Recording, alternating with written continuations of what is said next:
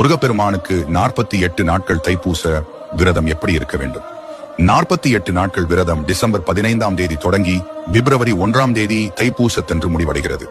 விரதம் இருக்க விரும்புபவர்கள் மாலை அணிந்தோ அல்லது மாலை அணியாமலோ இந்த விரதத்தை இருக்கலாம். டிசம்பர் 15ஆம் தேதி திங்கட்கிழமை அதிகாலையில் எழுந்து குளித்துவிட்டு அருகில் உள்ள கோவிலுக்கு சென்று விளக்கு ஏற்றி வைத்து விரதத்தை துவங்கலாம்.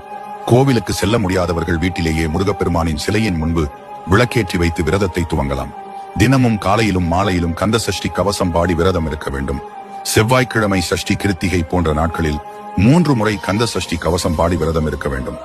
இந்த விரதத்திற்கு உணவு நீர் போன்ற ஆகாரங்கள் உட்கொள்ளாமல் விரதம் இருக்க வேண்டிய அவசியமில்லை. மாறாக ஒருவேளை சைவ உணவை மட்டுமே உட்கொண்டு விரதம் இருக்கலாம்.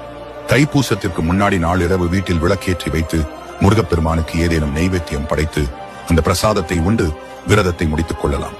மேலும் தைப்பூசத்தன்று முருகப்பெருமானின் அபிஷேகத்திற்கு பால் வாங்கி கொடுப்பது